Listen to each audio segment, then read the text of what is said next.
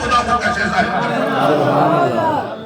میں گناہوں کو نہ دیکھو، اس کی نیکیوں کو دیکھو، محبت رسول کو دیکھو، عشق رسول کی بات کو دیکھو، اس کا نعرہ تکبیر بلند کرنا دیکھو، نعرہ رسالت بلند کرنا دیکھو، نعرہ حیدری لگانا دیکھو، اس کا عشق محمد بھی دیکھو اور اس کے آل محمد بھی دیکھو۔ سبحان اللہ، یا رسول اللہ، یا علی۔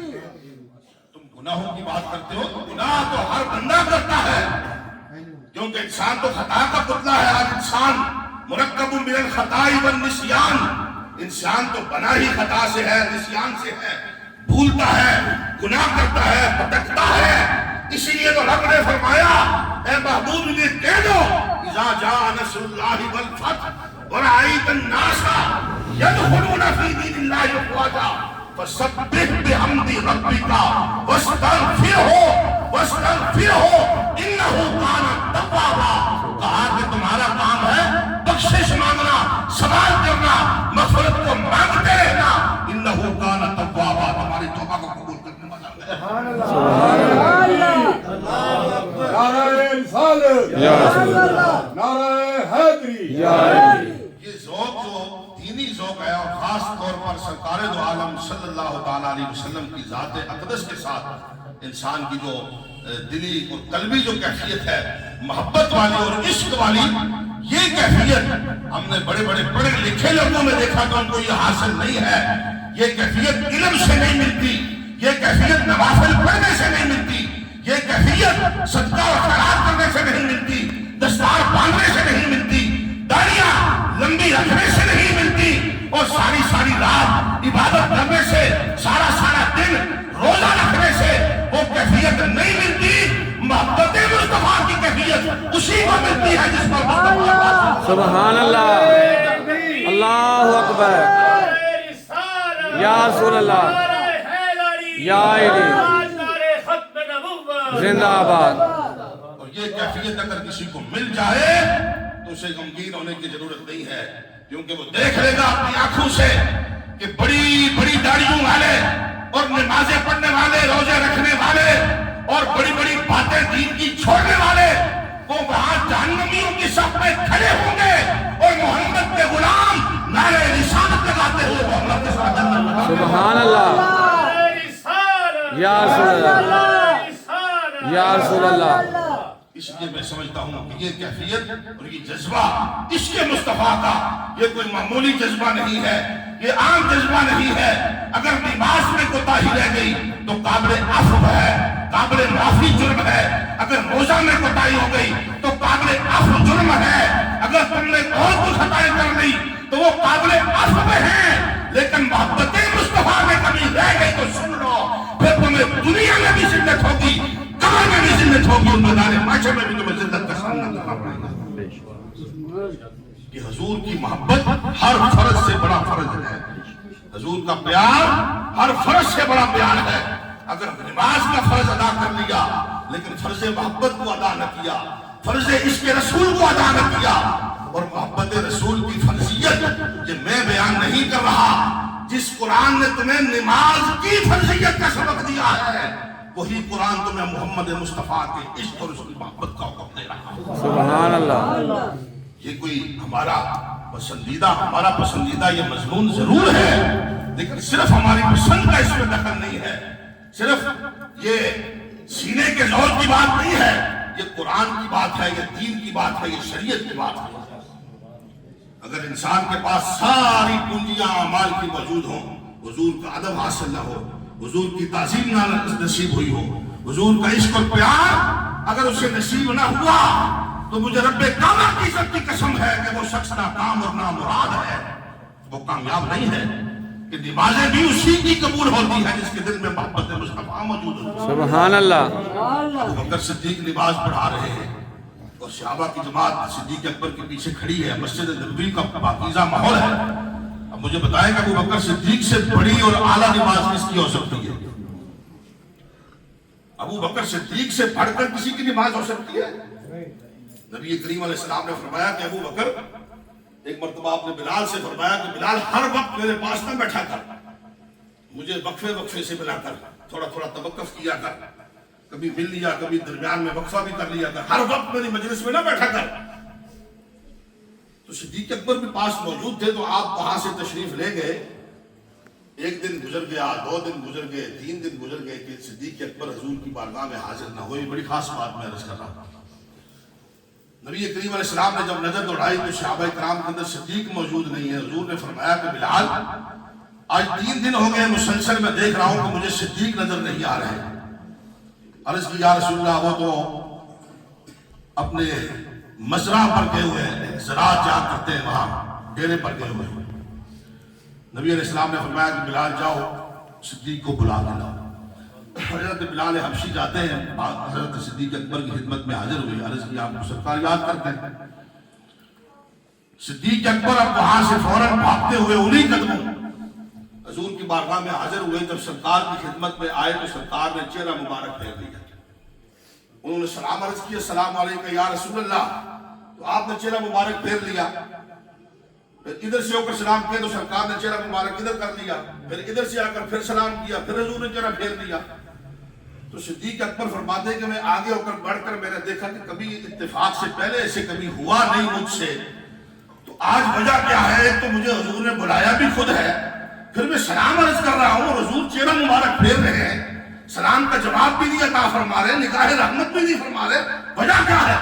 सिद्दीक फरमाते कि मैं आगे होकर जब मैंने सरकार को देखा तो हुजूर की आंखों से आंसू बरस रहे थे, हुजूर रो रहे हैं।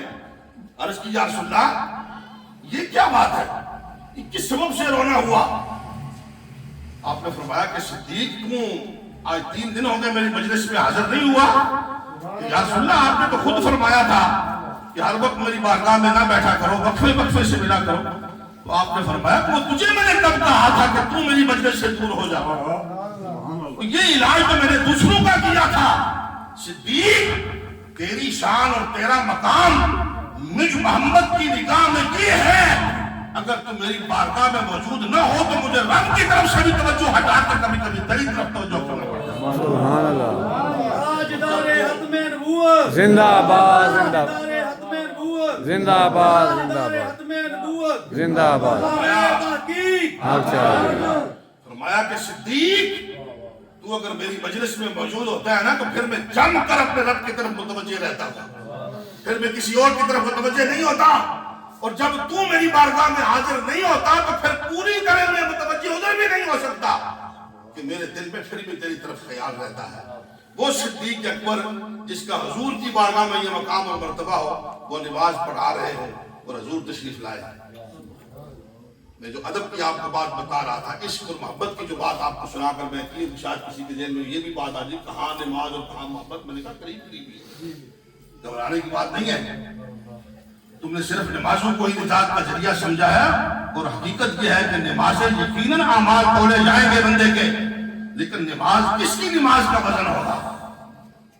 नमाज उसी की कबूल होगी और उसी की नमाज का वजन होगा जो नमाज रसूलुल्लाह की मोहब्बत में गुम होकर। सुभान अल्लाह। तू हजार नमाज पढ़ते पढ़, नमाजों की बात नहीं है। नमाज का वजन कब होगा? देखना इस बात को है। हज का वजन कब होगा? तेरे रोजों का वजन कब होगा? जब तेरे रोजे भी होंगे और दिल में सरकार का अदब भी होगा, हुजूर का हया भी होगा, हुजूर का एहतराम भी मौजूद होगा। तो सिद्दीक अकबर ने नमाज, आप नमाज पढ़ रहे हैं, पढ़ा रहे हैं, सहाबा पीछे हैं, और जब सरकार की आमद का सिद्दीक अकबर को पता चला, और सिद्दीक अकबर ऐसे दिन आप तो सरकार की हर चीज से बड़े बाखबर होते थे कि सरकार एक मरतबा आपको नबी अलैहिस्सलाम ने जब भेजा ना हज के लिए, तो हजरत मौला कायनात को पीछे से रवाना किया आपने अहकाम देकर। तो हजरत अबू बकर सिद्दीक अमीरुल हाज थे। बहुत दूर से पीछे से कोई आदमी आ रहा है और ऊंटनी पर सवार है और सवारी बड़ी तेज चल रही है।